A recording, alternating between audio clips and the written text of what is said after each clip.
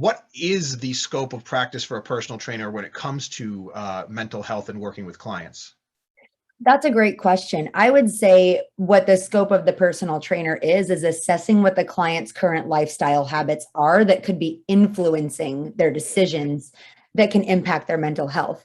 For example, a lot of people, and I'm sure you have a lot of clients where they lack motivation. So it can be our job to say, okay, well, we both know motivation is a feeling. It's not necessarily a trait. So it's explaining to our clients in a sense where it's like, okay, what's going to get you motivated? It's going to be taking action and following your program. Once you take action and follow your program and see the results, you're going to get motivated. The biggest difference, I think, is when trainers try to walk that fine line of talking to their clients about their problems too in depth and trying to give them advice. I like to take the approach of looking at my clients' habits and behaviors and how engaging how they're feeling during check-ins and sessions. I have a mindset questionnaire in my online client trainer where training check-ins. So all of my online clients get a weekly questionnaire.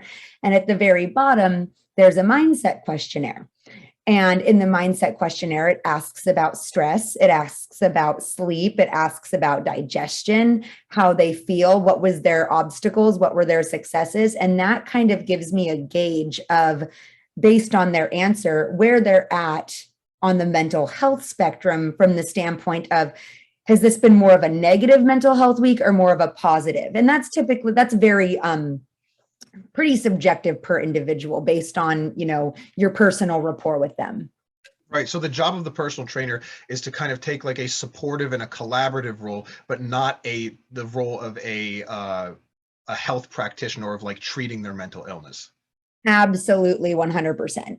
And I also feel like if you notice that a client is struggling and the client doesn't recognize that, to say, hey, has everything been okay lately? And if they start talking to you about things that you're not qualified for, saying, I'm not qualified for this. I really care about you and I really want to see you succeed.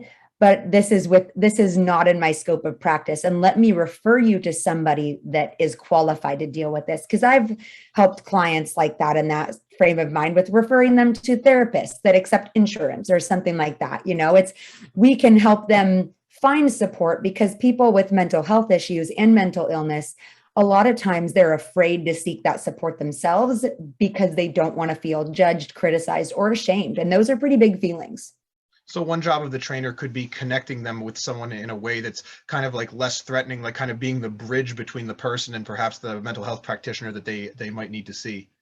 Yeah, I would definitely say so. And I think that is within a scope of practice. Like, of course, we don't want to do the work for the clients, but you can say, hey, you know what zip code are you in? Or you can give them resources like websites. So you can give them like, I know that psychologytoday.com is great to help people find mental health and mental illness care. So I will give clients like resources when it comes to websites, even like Instagram accounts, TikTok accounts that are legitimate doctors and psychiatrists and therapists that create those accounts and refer them, elsewhere. But I try really hard to stay within that scope, because that is it's a fine line. Right. So it's more of like, I would kind of say it's analogous to the difference between like a dietitian. Like when a trainer is kind of like counseling or assisting someone with their nutrition, right? It's not the job of a trainer to like create a diet plan for someone or to like help someone treat like their allergies or just have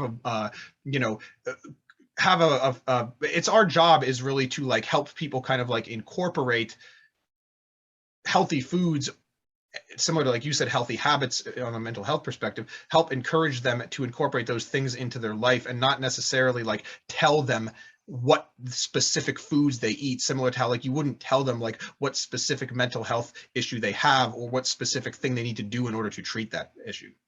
Yeah, you're absolutely right. I mean, if you look at like our careers as, fitness and nutrition coaches versus registered dietitians, they have so much more schooling and knowledge and under their belt.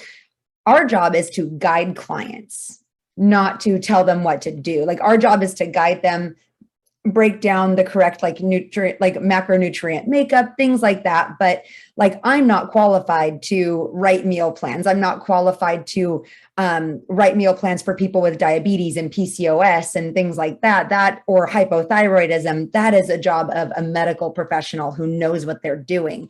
If someone has that condition and they come to me and they already know what they can do per their doctor's orders, that's one thing. But if someone were to come to me and say, this is what I have, and I need you to develop something for me nutritionally, I'd have to refer them to like a registered dietitian or someone elsewhere. It's exactly the same concept.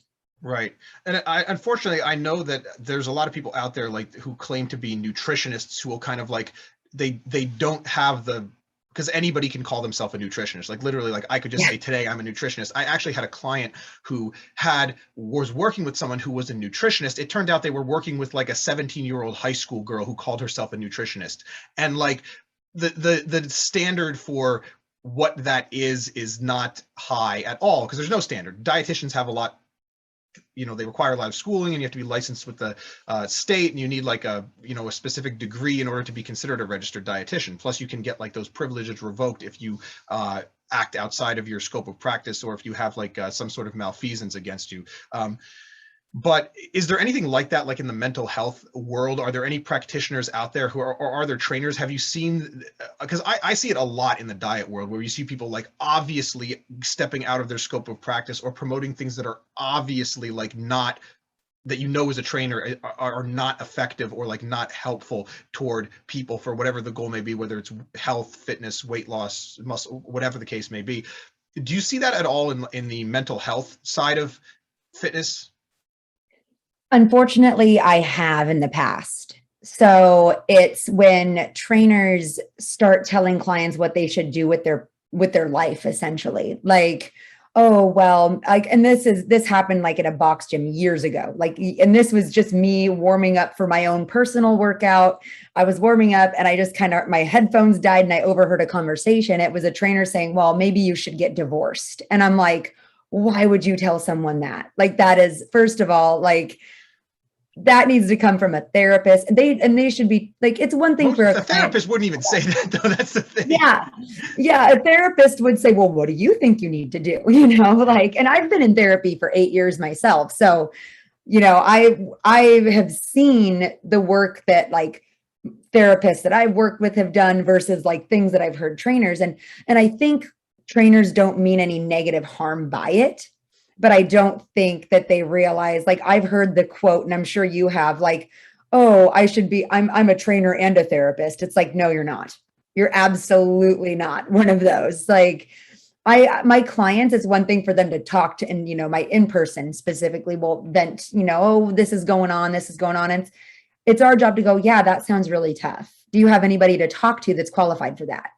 Like, that's how I would deal with that specific situation. Or I'd recommend, hey, have you thought about maybe going to therapy and talking about these issues? Like, unfortunately, that's not a question that I can answer. So that's something that I have seen it in the fitness industry with trainers giving like life advice, or,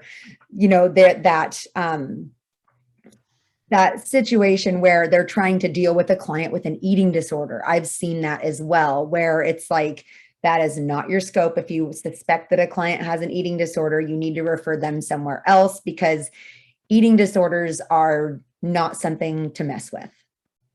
Yeah. So if you have a client who you suspect may have a mental health issue that you need to refer out, that you're like, well, I'm not qualified to deal with this, or some other trainer might tell you that I'm going to give you the advice that you need, even though they're not obviously qualified either. How would you deal with or work with this client if this person does not want to see a professional in this field? Like, they don't want to work with a dietitian, or not dietitian. They don't want to work with a psychotherapist or a psychiatrist, or they're not open to that, or they're very apprehensive toward allowing that to happen. Would you continue to still keep working with that person, or like, what would you do from the perspective of a trainer? That's a very good question. I first and foremost, like I totally believe in autonomy. If someone says, "Hey, I don't feel like doing that," then I'm not going to push it. I'm going to say, "You know what? I think it would be a good idea because, I'm a firm believer that therapy could be useful for anybody, just for day-to-day stressors."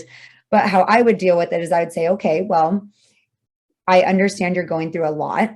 And based on the situation, it can change, but I understand you're going through a lot. However, topics like this can't be discussed in training, or I can't allow you to think that I am qualified to talk about this because I care about you and I want what's best for you. And if you're not going to go to therapy, then we can continue to work together, but there needs to be a boundary. And based on the situation, I would set the boundary of what is and is not okay." Right. So I can tell you my perspective on this. I think that like just because I guess my perspective is like I can give you my kind of like reflection of what you're saying from the perspective of someone who is like, if you were to like ask your friend for like what they think about a situation, right? Or ask like a colleague or a work colleague, like, well, I'm in this specific jam, like